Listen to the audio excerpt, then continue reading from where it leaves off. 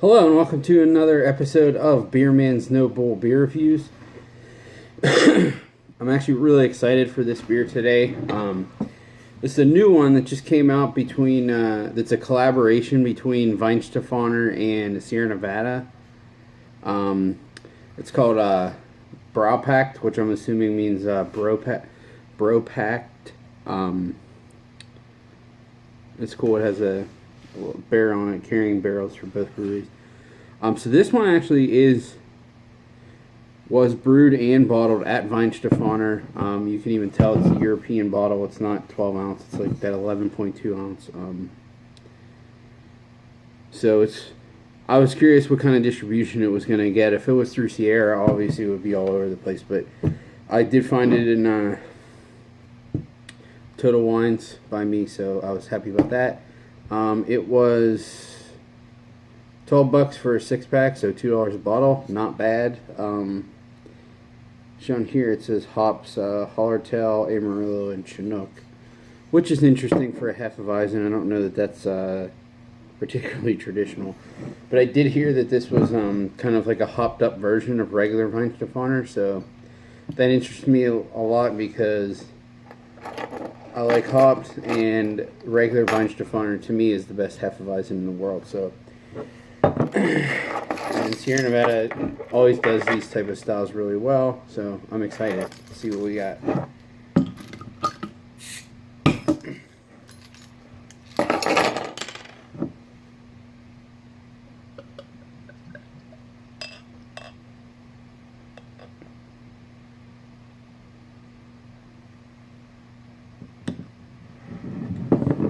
That's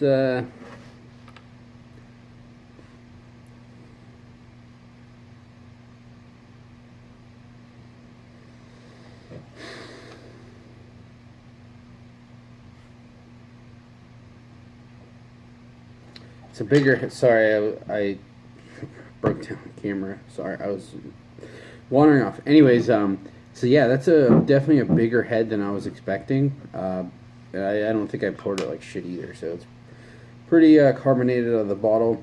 It's actually more clear than I expected too. I mean, it's definitely cloudy, but it's not. I guess sometimes I forget that Hefeweizens aren't supposed to be freaking haze juice either, but even so, like I can see my fingers through it. And I will also admit that I don't know that I'm pouring this at optimal temperature. It is a little warm, but I'm trying to get this review in before I go to sleep, and I don't mind. I mean, it's not warm. It's just not like really cold, which traditionally would be what these are served at. But I guess I can still do the aroma with this huge. I mean, look at that head. That's not going anywhere. It's a big rocky white head.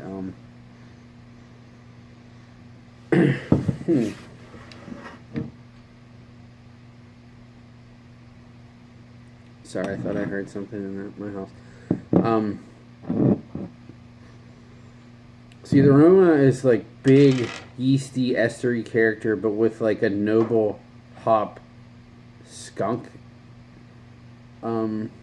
sheet over it, which is really interesting. But it's definitely not as like banana and estery as regular Weihenstephaner by any means. So yeah, now I'm really intrigued to take a taste and see what we got.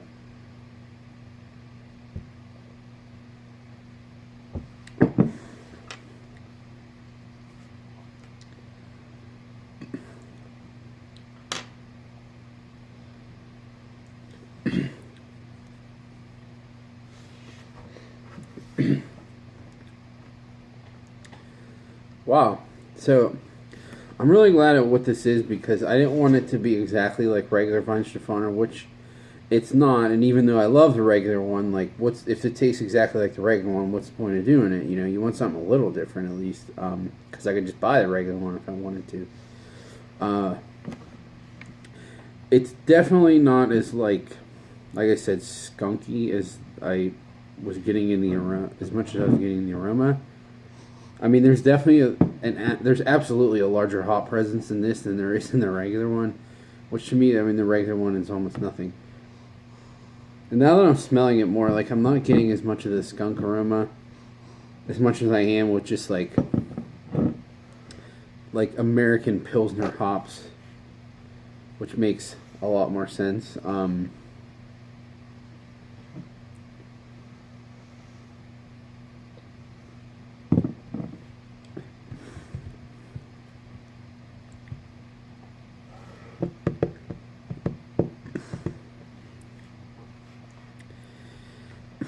So it starts with this big estery, like classic Weihenstephaner taste, and then in the mid palate is kind of where the bitterness from the hops kick in, and to me it's almost a little metallic. It's not off-putting where I'm like, ooh, I don't like this, but it does seem like there's something in the middle there that I wish wasn't there. And then the finish is like, it's still a little estery, but it's hot bitterness on the tongue, and also really bready. Whereas regular Weihenstephaner, I mean, it's bready too, but to me it's more estery and banana-y, like all the way through. So I mean, to me, I think this is kind of like their take on a Hefeweizen between the two. So I do really like it. I probably prefer the regular Weihenstephaner Hefeweizen, because to me that's almost perfection in a glass. But for, you know, a unique take on it, I think they did a good job, like to make it have the hop presence but not be over the top, where it's like, excuse me, like Gumball Head or something, where it's like a wheat beer but it's loaded with hops, so it's basically like a IPA or something like that. So it's not like that. It's just a little more earthy and bitter than regular Weihenstephaner. So you can tell the hops are there, but it's not hoppy.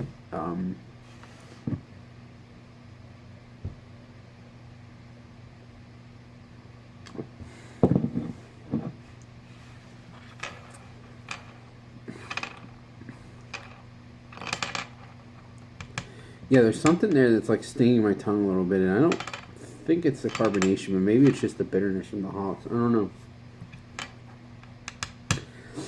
But I also think that I'm drinking this at an inappropriate temperature, to be honest. I think if it was a little colder, some of that would mellow out and it would be a little more refreshing. I mean, I still really like it, but, you know, this is definitely one style of beer that should be served fairly cold. Not ice cold, but, you know, fairly cold. Yeah, I like it. It's really unique, and not a lot of people are doing like these, you know, Hefeweizen type beers that are slightly hoppy, not traditional Hefeweizens, but the grain bill is Hefeweizen, just a little bit of, you know, American hops thrown in there to give it a kick. That's kind of how I would describe this. So, yeah, on my scale of buy, drink, dump, this is definitely a buy, given how cheap it is. It's $2 a bottle. So, I mean, for me, $2 a bottle, even if you have no idea if you're going to like it or not, it's worth the freaking risk. So, but I do like this. It's good. Would I prefer it over the regular Weihenstephaner Hefeweizen? No, but it's a good change of pace and a nice experiment. And I think they did it well for what I'm guessing they were trying to do. So, anyways, that's all I got on this guy. Please like, comment, subscribe, let me know what you think, and I look forward to doing the next one. Thanks.